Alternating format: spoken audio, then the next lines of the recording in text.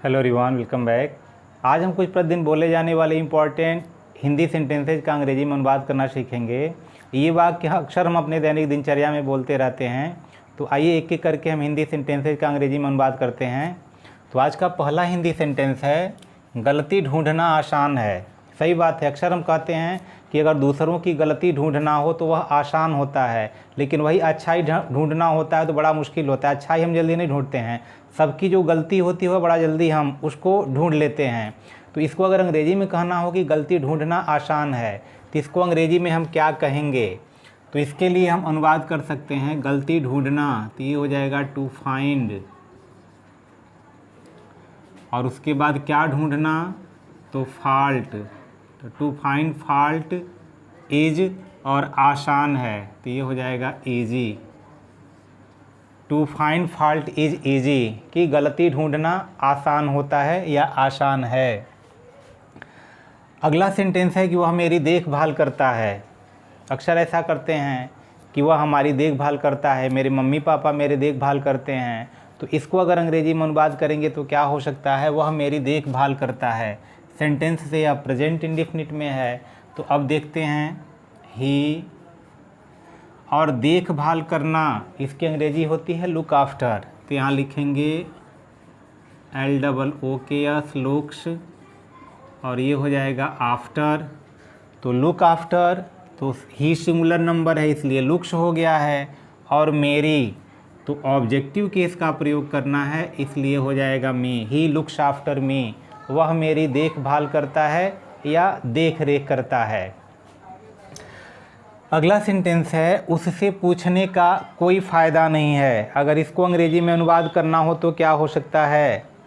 यानी उससे पूछने का कोई फ़ायदा नहीं है। अक्सर होता है कि हम किसी से बात करते हैं, पूछते हैं और उससे जवाब जब मांगते हैं तो वह जवाब नहीं देता है। तो ऐसी स्थिति में दिया है कि उससे पूछने का कोई फ़ायदा नहीं है। तो इसको अंग्रेजी में अनुवाद करेंगे तो क्या हो सकता है? तो ये हो जाएगा इट इज़ नो यूज। अब क्या है? पूछने का, तो यहाँ हो जाएगा आस्किंग। और उससे, तो ही का यहाँ हो जाएगा हिम। तो it is no use asking him. तो ऐसे सेंटेंस हम अक्सर बोला करते हैं। तो अगर इसको अंग्रेजी में अनुवाद करना होगा तो इसी प्रकार से हम अनुवाद करते हैं। इसको अंग्रेजी में इस तरह से हम बोल सकते हैं। अगला सेंटेंस देखते हैं। दिया है कि वह 50 वर्ष के हो गए हैं, यानी उनकी जो उम्र है वह 50 वर्ष हो गई है। अगर इसको अंग्रेजी में बोलना होगा तो क्या करेंगे? वह 50 वर्ष के हो गए हैं। अगर इसको अंग्रेजी में बोलना है तो क्या कह सकते हैं? तो देखिए सेंटेंस जो टेंस है यह प्रेजेंट परफेक्ट में है। तो यहाँ लिखेंगे ही हैज़, और ये हो जाएगा टर्न्ड, और यहाँ हो जाएगा 50 FIFTY। ही हैज़ टर्न्ड 50, कि वह 50 के हो चुके हैं। 50 हम डिजिट में भी लिख सकते हैं। अगला दिया है कि सुनकर अच्छा लगा। अक्सर कोई बात कहता है, उसकी बात अगर बहुत ही इंटरेस्टिंग हो, अच्छी हो, तो कहते हैं कि आपकी बात सुनकर अच्छा लगा या आपका बात सुनकर अच्छा लगा। इसको अंग्रेजी में बोलना होगा तो क्या करेंगे कि सुनकर अच्छा लगा। तो इसके लिए हम लिखेंगे ग्लैड टू, अब यहाँ हो जाएगा हियर। ये हो गया ग्लैड टू हियर, यानी सुनकर अच्छा लगा। अब क्या सुनकर अच्छा लगा? तो केवल सुनकर अच्छा लगा, ग्लैड टू हियर। अब कोई अगर मैटर हो सकता है तो दैट भी कर सकते हैं, ग्लैड टू हियर इट या ग्लैड टू हियर दैट, कि वह बात सुनकर अच्छी लगी। तो इसलिए हम दैट का भी प्रयोग कर सकते हैं उसके बाद। अगला सेंटेंस है कि बहुत देर हो चुकी है। अक्सर हम कहीं बैठे बैठे या कहीं बात हो रहा है और घड़ी का टाइम देखते हैं तो कहते हैं यार बहुत देर हो चुका है, अब हमें चलना चाहिए। तो बहुत देर हो चुकी है, तो यह सेंटेंस दिया है कि बहुत देर हो चुकी है। अगर इसको अंग्रेजी में अनुवाद करना होगा तो क्या करेंगे? बहुत देर हो चुकी है, तो यह लिखेंगे इट इज़, और बहुत देर, तो यहाँ टू और प्रयोग करेंगे उसके बाद late. It is too late, यानी बहुत देर हो चुकी है। यानी टू का मतलब यानी जितना देर होना चाहिए उससे भी कहीं अधिक हो चुकी है। तो इसलिए इसको थोड़ा ज़्यादा जोर दे करके कहा जाए कि बहुत देर हो चुकी है, तो टू लेट। अगला सेंटेंस दिया है कि उसका मजाक मत उड़ाओ। यानी अक्सर हम बात बात में किसी का मजाक उड़ाते हैं, तो इसको ऐसे कहा जा रहा है कि उसका मजाक मत उड़ाओ। तो उसका मजाक मत उड़ाओ, इसके लिए हम क्या कर सकते हैं? तो यह इम्पेरेटिव सेंटेंस है, मत आया है, नेगेटिव सेंटेंस है, तो सबसे पहले हम डोंट का प्रयोग करेंगे या डू नॉट का प्रयोग कर सकते हैं। डोंट, अब यहाँ पर मत उड़ाओ, तो अब क्या मत उड़ाओ? तो यहाँ हो जाएगा डोंट मेक, और फन मन मजाक, ऑफ, अब ये हो जाएगा him. Don't make fun of him, उसका मजाक मत उड़ाओ, ये हो जाएगा। अगला सेंटेंस दिया है कि उसकी पोल खुल गई, यानी जो उसकी चोरी है पकड़ी गई, तो चोरी पकड़ी गई, चाहे वह झूठ बोल रहा होगा तो पकड़ा गया। तो इस तरह से कहा उसकी पोल खुल गई कि वह क्या कर रहा था, तो वह उसकी पोल खुल गई। अगर इस बात को अंग्रेजी में बोलना हो तो क्या कहेंगे?